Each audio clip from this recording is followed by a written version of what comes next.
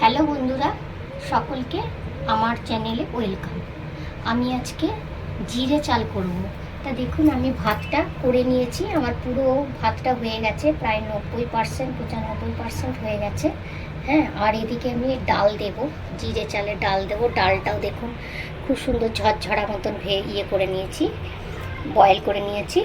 আর এদিকে আমি কড়া বসিয়েছি। হ্যাঁ, আর কড়াতে আমি গরম তেল দেবো। তা তেল দেওয়ার আগে আমি জিরে চালে কী কী দেবো সেটা দেখে নিই। আমি দেবো জিরে, আদা কুচি, আর কয়েকটা লংগুলোকে আমি একটুখানি ছেঁচে নিয়েছি যাতে তেলের সঙ্গে দিলে ফেটে না যায়, ছিটকে না যায়। আর গোলমরিচ, আর শুকনো লঙ্কা, আর তেজপাতা, আর আদা কুচি। এই হচ্ছে আমি তেলের মধ্যে সব দেবো। চলুন আমি তেলটা দিই, আগে গ্যাসটা জ্বালিয়ে নিই। কড়াটা আমার গরম হয়ে গেছে। আমি সর্ষের তেল দিয়ে আজকে করব। রিফাইন তেল দিয়েও করতে পারেন, কোনো অসুবিধা হবে না। তো আমি সর্ষের তেল দিয়ে আজকে করছি। বন্ধুরা, আমার তেলটা গরম হয়ে গেছে। এবার আমি আস্তে আস্তে এগুলো ছাড়ি। লং দিয়ে দিলাম জিরে,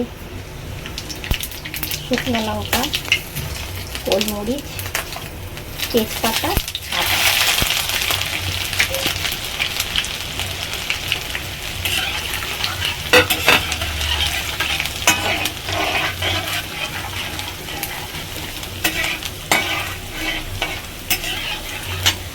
এবার আমি ছোলার ডালটা দিচ্ছি।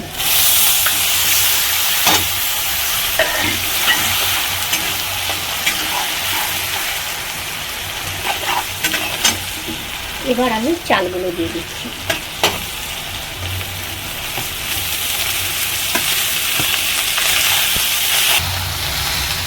দেখুন বন্ধুরা,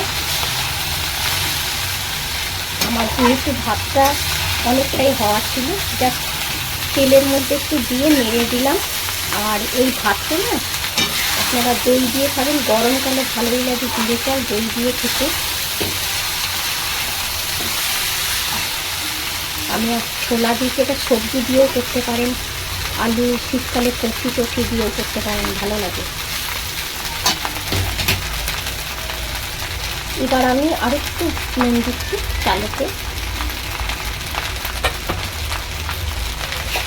সামান্য একটু চিনি দিচ্ছি।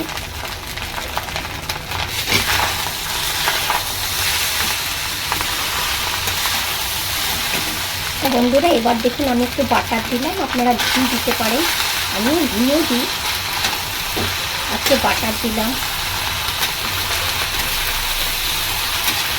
একটু বাটারটা দিয়ে নেড়ে দিই, আস্তে আস্তে গলে যাবে। ব্যাস, দেখুন আমার এই ভাতটা কমপ্লিট হয়ে গেল, বেশি কিছু সময় লাগলো না।